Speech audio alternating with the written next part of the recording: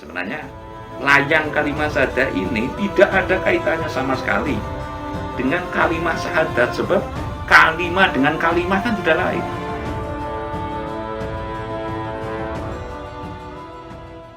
Nuwun sewu, Mbah. Kula nyuwun miterang. Wontenipun cerita jimat kalimat syahadat sing senikine kathah ditafsiraken kali kalimat syahadat niku nggih. Janjane niku kepripun, Mbah? Wau-waune niku kepripun? Lah miturut panjenengan niku kepripun? Monggo dibabar, Mbah.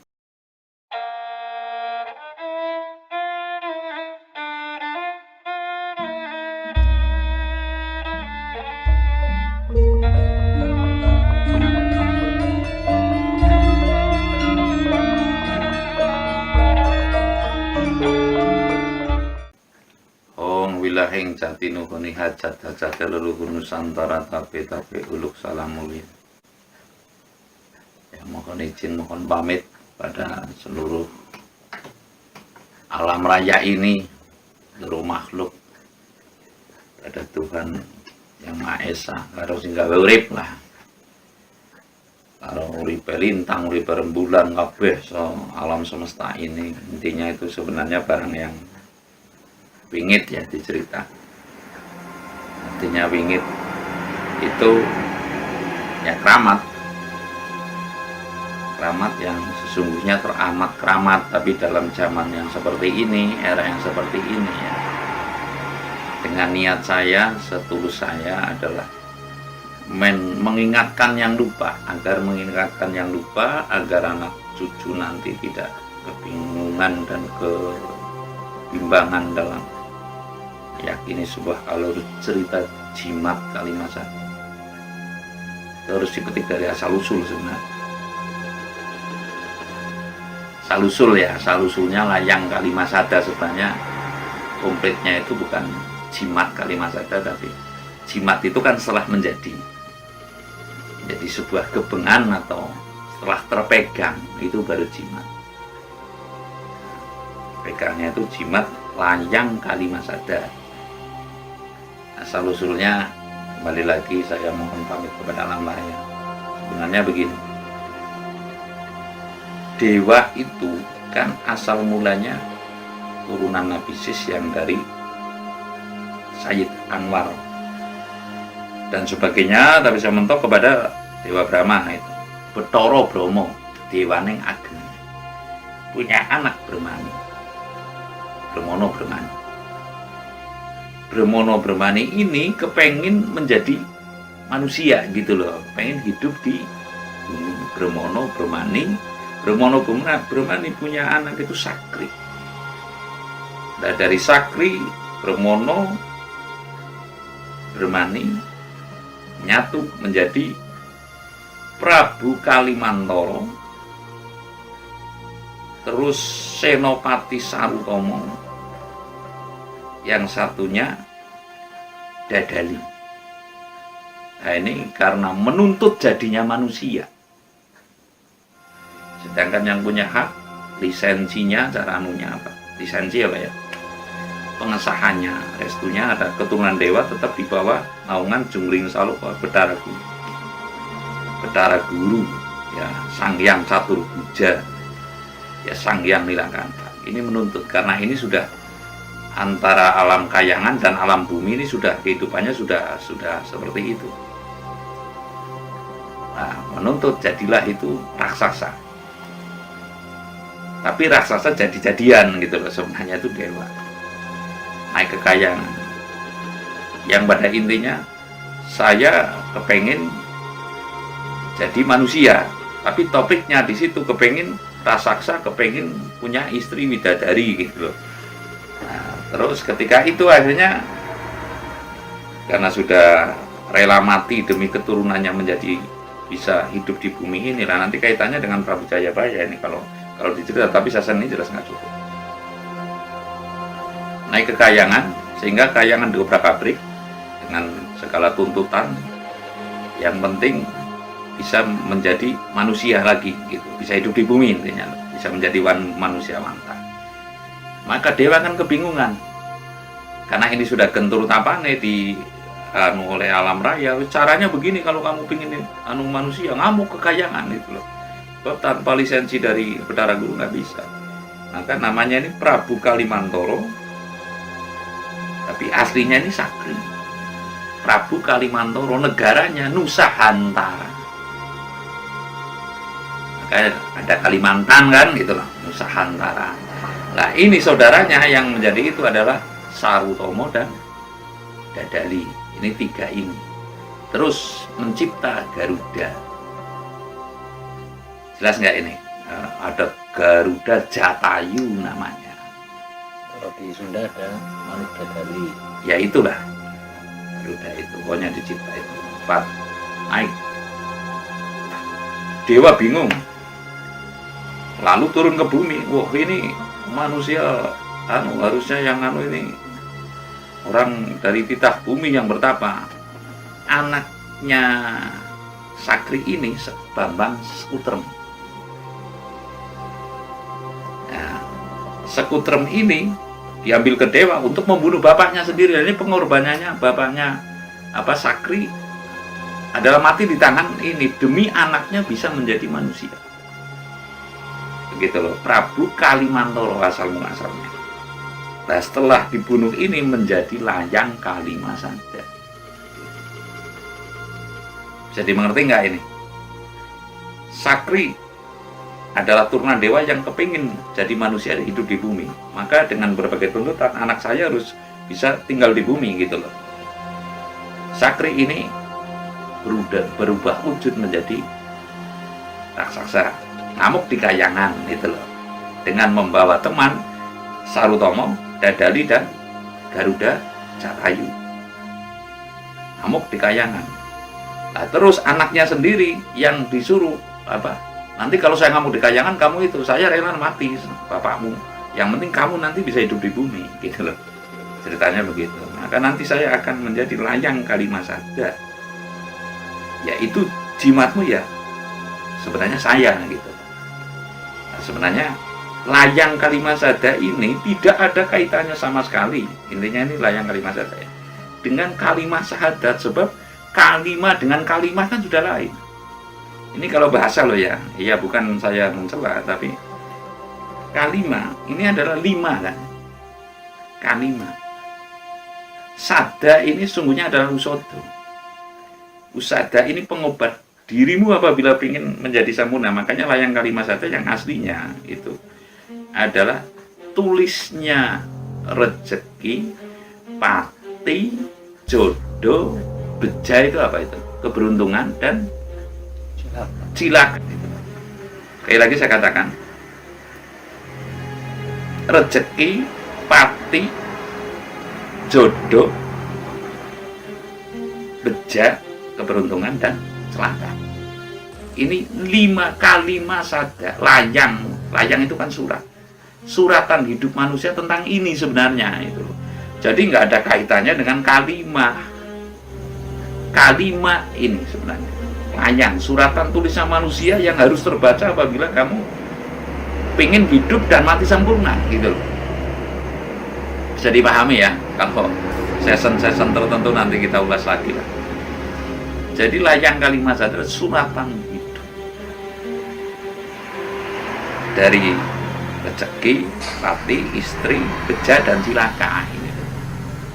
Nah, jika kamu tidak menemukan itu, tidak bisa garis titis tulisnya itu, tidak bisa membaca ini maksudnya, ya tidak akan bisa hidup sempurna, adanya senang susah, tidak bisa menemukan kebahagiaan yang abadi, dan tidak bisa mencapai kasampurnaan. Kalau di sini kan nggak ada cerita surga neraka, adanya kasampurnaan hidup mati. Gitu. Dengan kata lain, kita semestinya berproses menembah terlebih dahulu nomor berikut. Kalau dalam uraian panjenengan yang sebelumnya itu. Tentunya demikian. Menembah ibaratnya bedah rasa dan bedah surasanya diri pribadi, lalu baru bisa membaca tahapan ini. Gitu. Nah, apabila tidak tahu, kan ada istilah sesepuh kan sepeletan toh itu ibaratnya hanya sekilas, oh kelihatannya kamu pulungnya ini gitu, setidaknya ada referensi dari dari apa? Sesepuh. Sesepuh itu bukan dukun, sesepuh, pini sepuh gitu. Artinya orang yang mumpuni tentang urusan itu. Jadi layang kalimat syahadat nggak ada kaitannya sama sekali dengan kalimat syahadat. Terus nuwun sewu begini Mbak, tadi asal mulanya itu kan secara orang umum mengatakan dalam kisah pewayangan. Nah itu yang diketahui oleh kebanyakan orang sekarang itu kan maaf Pak gitu. Kisah fiksi Pak. Nah kok malah jadi tadi seperti itu malah jadi layang kalimat syahadat lah. Bagaimana itu? Begini Mas, mengapa dicerita dulu itu ada? Kurang lebih begitu. Kalau bercerita fiksi, semua itu fiksi. Artinya saya paham. Sekarang orang rasionalis sekarang, ibaratnya sudah budaya barat sudah membaur, yang itu kan data fakta ibaratnya loh. Referensi kan yang tertulis berdasarkan ilmuwan kan seperti paham. Tapi bagaimana akan membuktikan Adam? Kira-kira demikian. Bagaimana kamu akan begini aja lah. Apa itu si gaib? Gaib itu samu barang yang nyata tapi tidak berwujud. Bagaimana kamu bisa menangkap dan mengetahui wujudnya angin? Kira-kira begitu. Ini nggak usah cerita itu. Angin saja yang kita rasakan setiap detik, setiap menit. Bisa nggak melihat? Lah ini saya paham bagi kaum rasionalis, kaum ilmuwan, oh ini cerita fiksi. Sesungguhnya tidak fiksi. Bisa dibuktikan sekarang. Di Waduk Sempor itu ada penembahan Duryudana ya penembahan Suyudana. Waduk Sempor Gombong itu loh, Kabupaten Kebumen, Kecamatan Giombong apa. Itu ada penembahan Suyudana. Silakan saja monggo. Apabila ada orang dalang yang dengan sengaja melakukan lakon wayang gugurnya Suyudana, akan ada apa jadinya di sana? Pasti masyarakat di situ akan menghentikannya. Jangan sekali-kali di sini ngelakoke Suyudana gugur. Itu di dekat Waduk Sempor. Ini real. Lah, mengapa demikian? Karena kalau dilakukan di situ hujan angin seketika dan masyarakat di situ biasanya akan sakit-sakitan semua. Gitu loh. Kesemuanya itu akan sakit. Bisa ditanyakan di Waduk Sempor, wilayah Waduk Sempor sana gitu loh. Jadi ini real. Apakah ini fiktif? Kalau demikian. Nah, terus apa kaitannya? Lah ini nyata. Yang bahwasanya bahwa itu bisa dipercaya bisa tidak, tapi kalau saya meyakini bahwa layang kalimat syahadat tidak ada kaitannya dengan kalimat syahadat. Jadi kalimah dengan kalimah itu sudah lain, antara werso, warso, werkso. Kalau warso itu tahun, kalau werso itu hujan, kalau werkso itu kayu, begitu loh. Jadi ini jangan dialih-alihkan, yang seyogianya tidak dialih-alihkan, dikait-kaitkan apa-apa Kanjeng Sunan Kalijaga gitu loh. Agar apa? Artinya saya tidak fanatik sempit, tidak benci juga tidak, tapi pelurusan kepada sejarah yang ada. Jadi betul-betul yang namanya layang kalimat syahadat ini, jimat kalimat syahadat ini memang pusakanya orang Jawa. Apa? Jimatnya orang Jawa. Agar orang Jawa, jika kalau Jawa kan aslinya kasampunan itu mati. Kalau tidak mengetahui sekarang ya jangan cerita mati gitu loh maksudnya. Artinya kalau tidak mengetahui dirinya sendiri, itu cerita itu sebenarnya hanya jere. Nah, dalam arti begini, kalau kamu belum pernah melihat apa itu, belum pernah bisa merasakan, belum pernah bisa itu, anak setan tuh kamu baru pada jere gitu loh maksudnya. Tapi kalau orang Jawa harus menyatakan setan kayak apa sih gitu loh, dengan tapa brata, dengan meditasi, dengan apa, sehingga bisa terhubung dengan setan, dengan jin, dengan apa ini makhluk gaib itu. Nah ini dengan jimat kalimat syahadat ini memang menurut saya wingit dan wigati, dan itu betul-betul menurut saya ada. Cuma membacanya dengan kalam. Caranya muncullah nanti kalimah kalamullah, artinya bisikan suci gitu loh. Di kalimah kalamullah artinya melalui bisikan suci kepada seorang itu mengetahui garis titis tulisnya itu. Artinya jodohku parangnya di mana, rezekiku pulungnya melalui apa gitu, artinya enaknya. Terus celakaku pada hari apa dan sebagainya. Terus kalau berbuat apa gitu loh. Terus bejaku ibaratnya dari sisi mana ini terbaca, memang itu sangat wingit Mas. Iya, itu kan ya sangat wingit Pak. Bahkan sebagian banyak orang juga menganggap itu rahasia Tuhan gitu loh.